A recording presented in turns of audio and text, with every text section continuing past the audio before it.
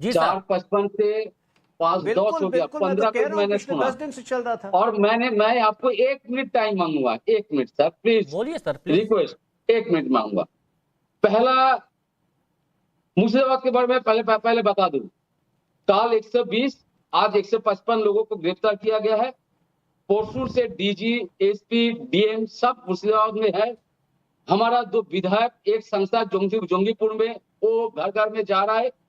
दूसरा बात है, ये जो आपने जोगी जी का भाषण आपने सुनाया, ये जो आदमी का भाषण आपने सुना है, ये पूरे देश के अंदर एनकाउंटर स्पेशलिस्ट और बुलडोजर स्पेशलिस्ट है। और एक हफ्ता पहले इनके स्टेट में 69,000 शिक्षक भर्ती रद्द हो गया। मतलब आउट ऑफ ट्रैक पर उत्तर प्रदेश में सर पायलट मैं हूं, ट्रैक पे रखूंगा। 1 मिनट मांगा सर, 1 मिनट मांगा। 69,000 रद्द हो गया, मतलब उत्तर प्रदेश में शिक्षा भर्ती में घोटाला हुआ है। तीसरा, ये जो गिरिराज सिंह और सुकांत मजूमदार 2 मिनिस्टर ने बताया, बंगाल में गिरिराज सिंह क्या कह रहे हैं, हिंदू पलायन कर रहे हैं, और सुकांत मजूमदार बोल रहे हैं ममता बनर्जी बांग्ला को बांग्लादेश बनाने की कोशिश कर रहा है। सर, बांग्ला में 10.5 करोड़ लोग, आपके पास तो जो भी एमएलए आते हैं वो भी तृणमूल में ज्वाइन कर लेता है, टीएमसी में ज्वाइन कर लेता है। आप लोग के पास कोई नहीं रहता है। बंगाल और बांग्लादेश संस्कृति को पूरे विश्व में ममता बनर्जी का नहीं हुआ पलायन, वहां पर पलायन नहीं हुआ। पलायन हो गया, 1 मिनट आपका हो गया, 1 मिनट आपका। इधर उधर जाएंगे तो मेरे को रोकना पड़ेगा। पलायन हुआ कि नहीं हुआ? पलायन हुआ कि नहीं हुआ? करना चाहिए। पलायन हुआ सर कुछ तो हुआ है, कुछ तो हुआ, कुछ तो माना। अरे कुछ तो माना बादल देवनाथ दा, बहुत बढ़िया, अच्छी बात है। कम से कम आईना देख रहे हैं, आईना देखना शुरू कर दिया आपने। तो ये भड़काऊ भाषण की वजह से हुआ ये। सर, जो बदमाशों ने अत्याचार किया, आग जलाई, हत्या किया, उन सारी लोगों को गिरफ्तार किया गया है। अरे तो इतनी हिम्मत कहां से आई? इतनी हिम्मत कहां से आई वो नहीं बताया? कहां थी आपकी पुलिस जब लोगों को, महिलाओं को मारा जा रहा था, बच्चे रो रहे थे? आपको पता है, छोटे छोटे बच्चे, हमारी सहयोगी ने रिपोर्ट दिखाई, छोटे छोटे बच्चे कह रहे थे कि मम्मी बचा लो, हमें ले जाएंगे यहाँ से। ये छोटी छोटी बच्चियां कह रही थी। बंगाल में मुर्शिदाबाद। ठीक है, अब मेरे को बताइए, एआईएमआईएम से हमारे साथ में हाजी महरुद्दीन अंग्रेज साहब, ये बताइए कि मुर्शिदाबाद टू हैदराबाद जो वक्त पर बयानबाजी दी जा रही है, ये भड़काने और उकसाने का काम नहीं है। ओवैसी साहब क्या कह रहे हैं कि संभल और ये ज्ञानवापी और ये ईदगाह ये हमसे छीन ली जाएगी? बिल्कुल, उन्होंने जो भी बात बताई और एक एक पॉइंट जो होते हैं बैरिस्टर असदुद्दीन ओवैसी साहब के, वो बिल्कुल फैक्ट होते हैं। और उन्होंने आज जो सवाल भी खड़े किए, जो बताया कि जो संभल की मस्जिद है, जो हमारी मथुरा में जो हमारी ईदगाह है, और जो काशी विश्वनाथ में जो हमारी मस्जिद है, तो ये सारी अब जो है वक्फ की संपत्ति रहेंगी या नहीं रहेंगी, ये सवाल मोदी जी से पूछा है, मोदी जी को या मोदी जी के जो मंत्री हैं उनको तो बात को डाउट का है। मैं ये पूछ रहा हूं क्या सवाल है आपका? देखिए, एएसआई के जो प्रोटेक्ट में जो भी जितनी भी ये जो भी मोमेंट है वो सारे जो है वक्फ की संपत्ति नहीं रहेंगी, ये इस कानून में है। ये लाइन बिल्कुल लास्ट में जोड़ी गई है। इसके बारे में बाकायदा जो चर्चा हुई थी लोकसभा में भी, राज्यसभा में भी, उसमें भी ये सारी बातें लेकर आई थी। तो ये जो बिल है वक्फ अमेंडमेंट का, जो ये संशोधन हुआ है, ये गैर संवैधानिक है। हम ये बताइए, कोर्ट का फैसला आने तक क्या उसमें नमाज नहीं पढ़ी जाएगी? ये बताइए। नहीं, नमाज पढ़ी जाएगी, सारी चीजें होंगी, मगर बात कोर्ट में तो मामला है ना सर, कोर्ट में तो भरोसा है ना? नहीं, कोर्ट पे पूरा भरोसा है। हम कोर्ट में जो गए हैं वो इस देश के संविधान और इस देश के कानून की वजह से हम वहां पर गए हैं, और हमने उसका हवाला भी दिया। आर्टिकल 14, आर्टिकल 25, आर्टिकल 26 के तहत ये गैर संवैधानिक बिल है। और ये काला कानून जो है, इसको फाड़ने का काम भी बैरिस्टर असदुद्दीन ओवैसी साहब ने पार्लियामेंट में किया।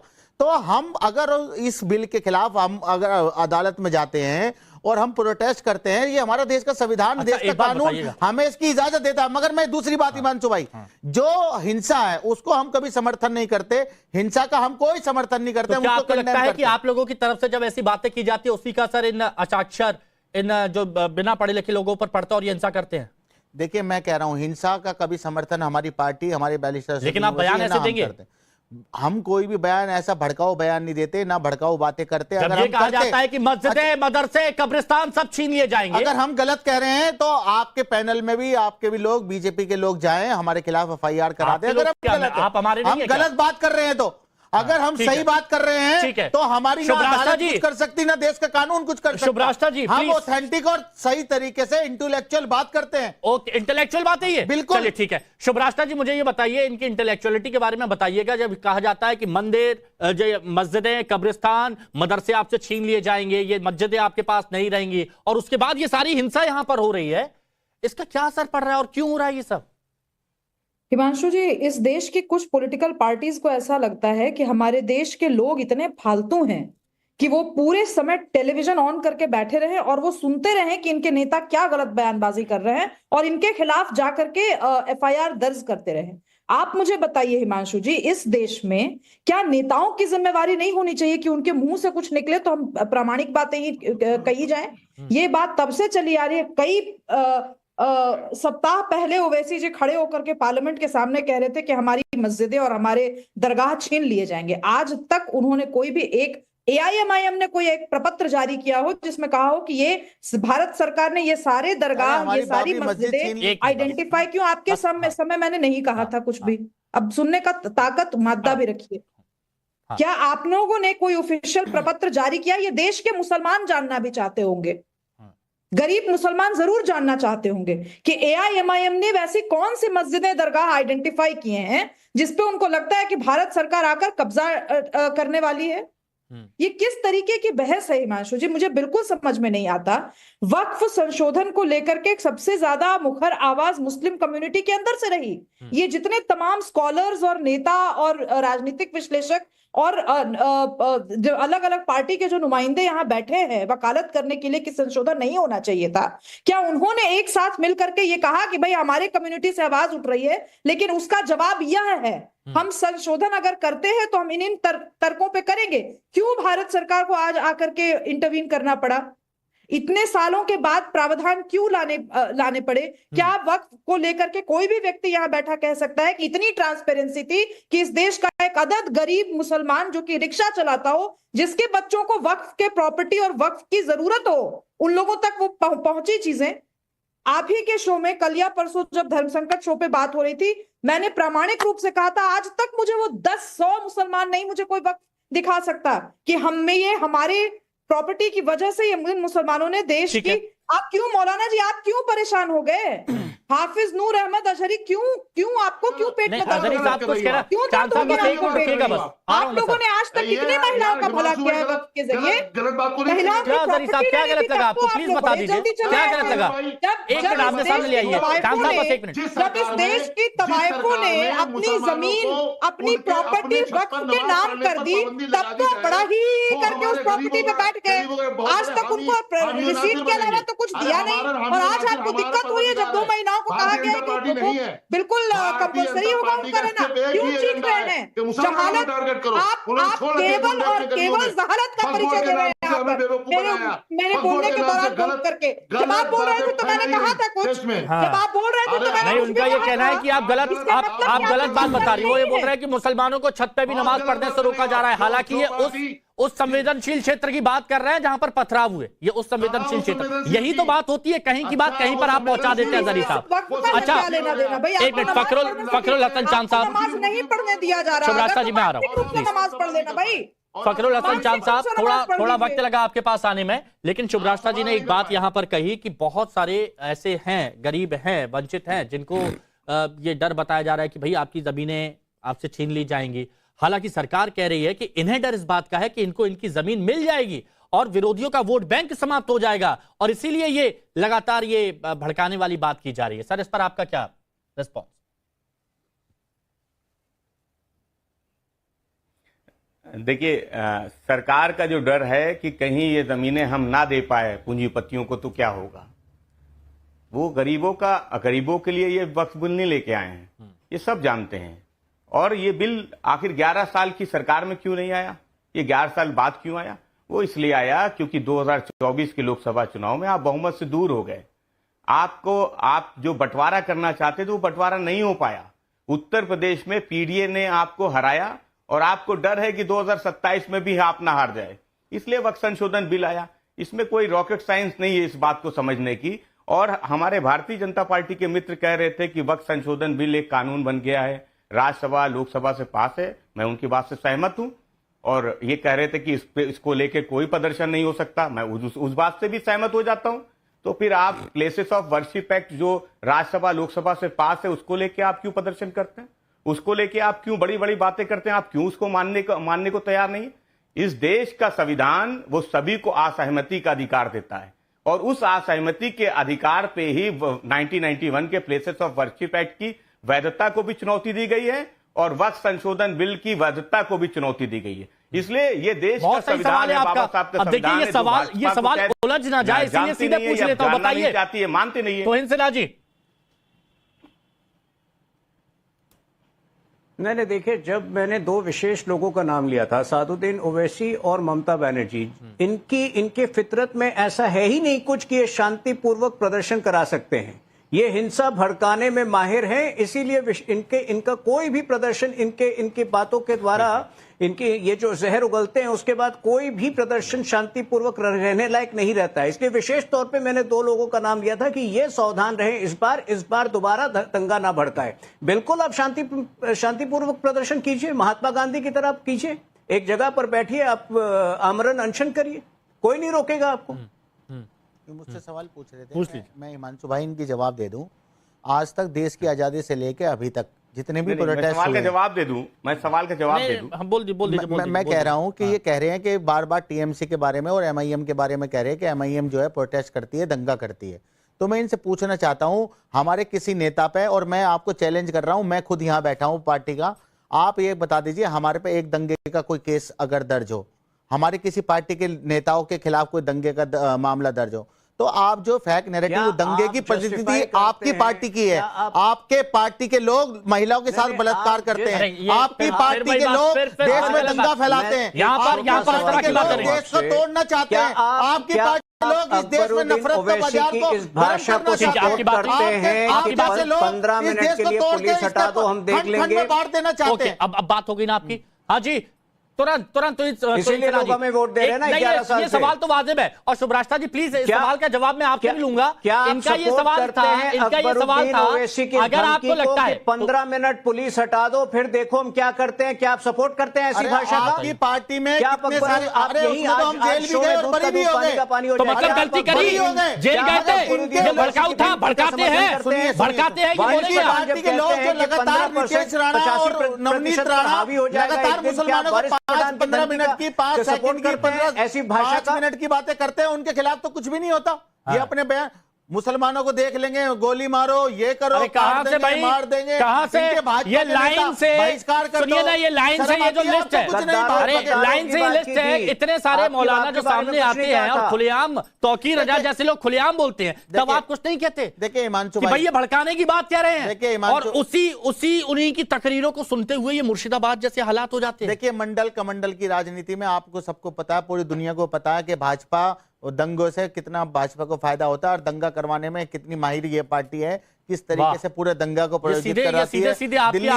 दिल्ली दंगे में कपिल मिश्रा का नाम आया, उसका अभी तक एफआईआर नहीं हुई, उसे कानून मंत्री बना दिया। ये भाजपा की है, अलग एंगल पर जा रहे हैं, जिस तरीके से एंगल पर जा रहे हैं। लेकिन ये बताइए ना, ये धमकी, ये चेतावनी और उसका असर, रिजल्ट, आउटपुट जो आ रहा है वो तो बेहद खतरनाक है।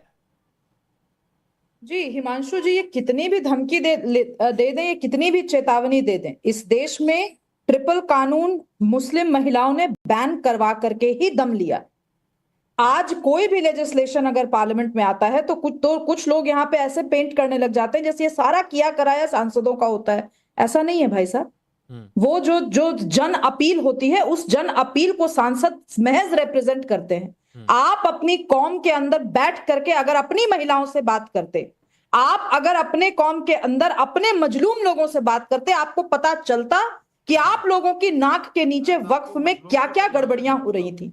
आप लोगों ने वक्फ में जितनी प्रॉपर्टीज है उनको डिजिटाइज करने का काम मुस्लिम समाज ने नहीं किया। तो ये जितने स्कॉलर्स आकर के बैठते हैं और जितने मौलाना आते हैं, इनसे पूछिए ना क्यों नहीं अपडेट कर पाए थे आज तक आप स्वयं को।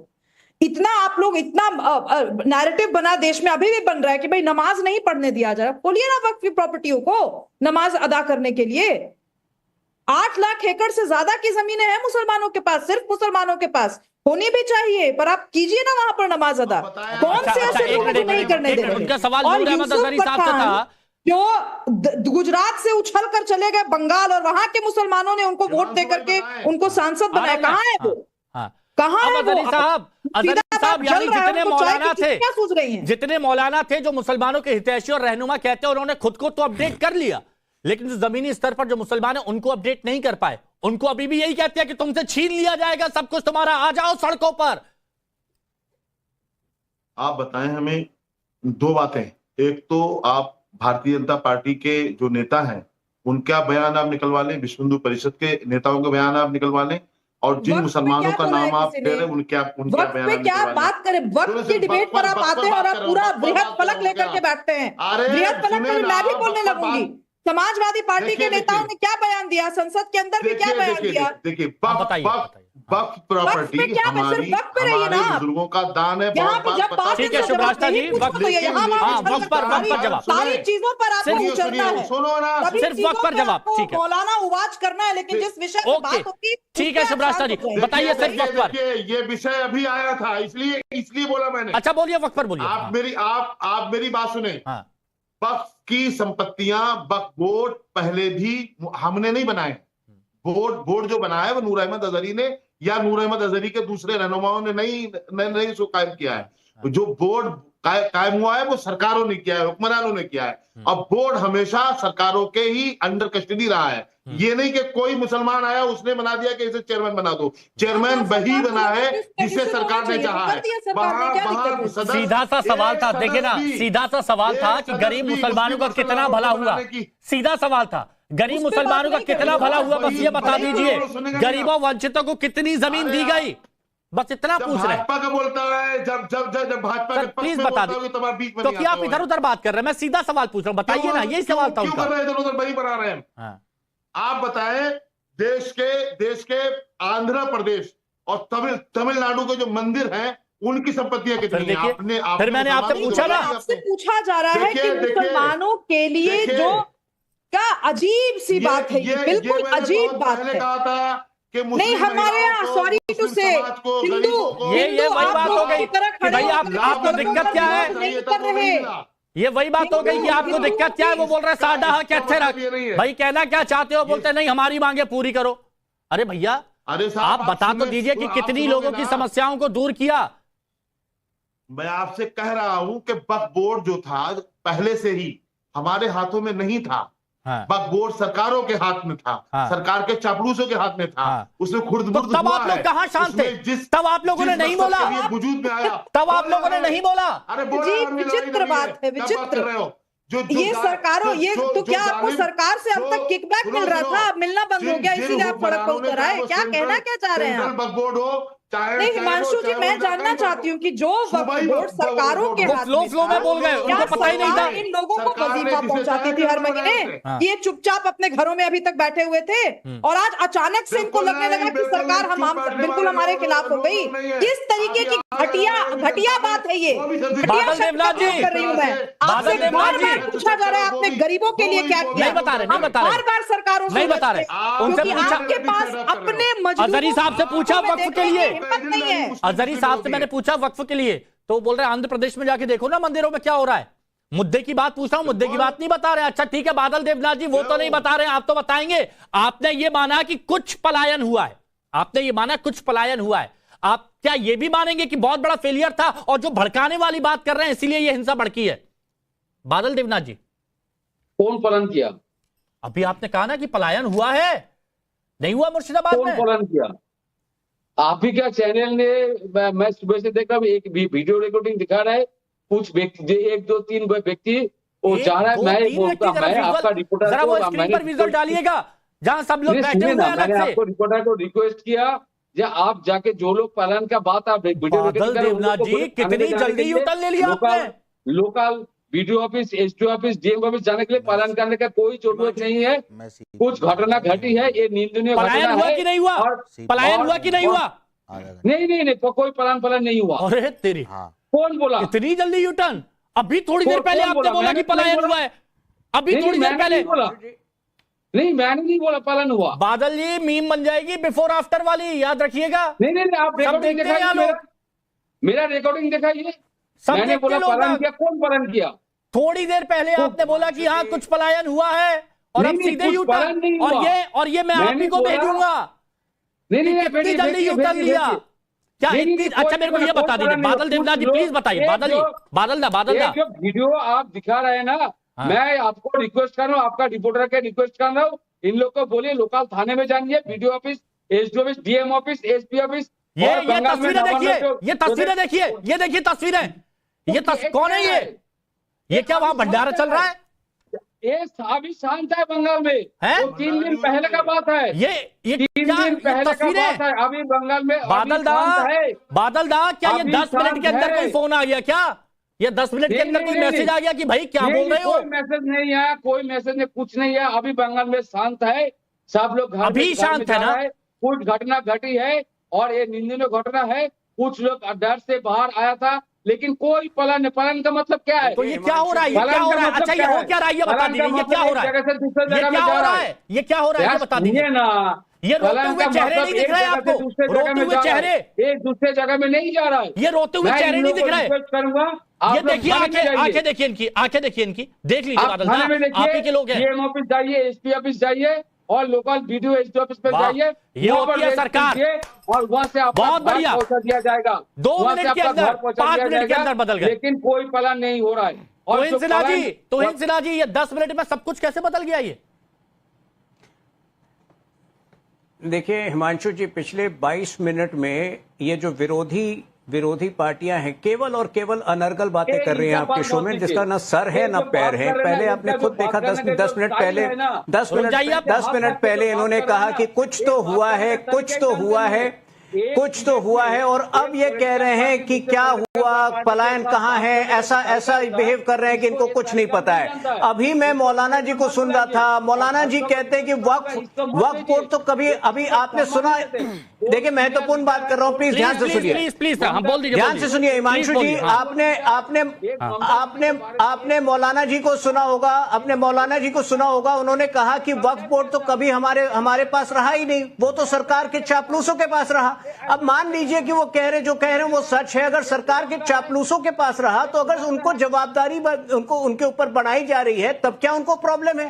ये सिद्ध करता है कि इनके पास कोई प्रमाण, कोई लॉजिक नहीं है, बस अनर्गल बातें करके जो है किसी तरह जो है देश में आग भड़काने का काम कर रहे हैं ये लोग। हमारे हुकूक छीन रहे हो, उसमें तो क्या बात कर रहे हो? आप गलत बयानबाजी कर रहे हो। क्यों गलत बयान? बोलिए ना, क्या गलत लगा आपको? भाई उनके वो चापलूसों के पास, अरे आप अपनी रिकॉर्डिंग देख लीजिए, अगर आपको भूलने की आदत है आप अपनी रिकॉर्डिंग देख लीजिएगा। आज की तारीख में तो कुछ भी महफूज नहीं है, आपने कुछ छोड़ा ही नहीं है। अब भी महफूज है। देखिए जो ये कानून आया है वो प्रोस्पेक्टिवली आ रहा है, वो रिट्रोस्पेक्टिवली नहीं आ रहा है। अच्छा सुनिए ना, एक मिनट देखिए, मैं बहुत क्लियर कर देता हूं। देखिए मैं बहुत क्लियर, सर भूमि को शेड्यूल 5 और शेड्यूल 6 की भूमि को, मैं देखिए मैं बिल्कुल थोड़ा मैं लीग से हटकर काम करता हूं, मैं बहुत पहले बोल रहा हूं, और इसको बाहर रख के हमने संवैधानिक दायित्व का निर्वहन किया है। मैं बहुत लीग से हटके काम करता हूं, प्लीज। अब एक चीज मैं बोलना चाहता हूं, बादल दा थोड़ा ध्यान से सुनिएगा प्लीज, ये सुनिए सर। 1 मिनट मांगा, 69,000 रद्द हो गया, मतलब उत्तर प्रदेश में शिक्षा का सुगम तो मौजूद, और सर बांग्ला में 10.5 करोड़ आप लोगों के पास वहां पर पलायन नहीं हुआ? सुनिएगा, पलायन हो गया, 1 मिनट आपका हो गया, 1 मिनट आपका इधर उधर पलायन हुआ? सर कुछ तो हुआ, कुछ तो माना हुआ है, कुछ तो हुआ बोला ना। अब बताइए, अब आपके सामने रख दिया, अब क्या कहेंगे? अब क्या कहेंगे बादल देवनाथ जी? हंसने लगे। मेरा 30 साल हो गया ये पॉलिटिक्स में, सोशल काज में, और 10 साल तक मैंने क्या 5 मिनट में ही एडिट कर दिया क्या? इधर उधर मत कीजिएगा। अरे मैं तो आपके सामने है, अब सच्चाई दिखा दी तो क्या है? अब बताइए शुभराष्ट्र जी, सामने नहीं मान रहे, बोले पीछे बैग जाके दिखा दो, बैग जाके दिखा दिया, अब भी नहीं मान रहे। क्या है इतनी जल्दी बदल गए? ये कैसा चेहरा है? हिमांशु जी पिछले पिछले 10-12 वर्षों में जो बंगाल में हुआ है, ये उसकी छवि है। बादल देवनाथ जी अभी भी बात करते हुए उनके चेहरे पे मुस्कुराहट आई। मैं तो तंग हूं यह सोच करके कि अगर किसी के सामने, अगर किसी बंगाली के सामने मुर्शिदाबाद की वो तस्वीरें सामने हो तो चेहरे पे स्मित मुस्कान कैसे आ सकती है? नहीं आनी चाहिए, नहीं आनी चाहिए। ये दूसरा कश्मीर, बंगाल आज दूसरा कश्मीर बनने को बाध्य हो रहा है। और मुझे आज बेहद अफसोस हो रहा है कि जो पैनल यहाँ पर जुड़ते हैं, इतने दर्शक उन्हें यहाँ पर देख रहे हैं और मुंह पर झूठ बोल रहे हैं, मुंह पर झूठ बोल रहे हैं। और सच्चाई से सामना करा दो तो हा हा हा हा हा हा। नाजान, बहुत बहुत शुक्रिया आप सभी का हमारे साथ जुड़ने के लिए।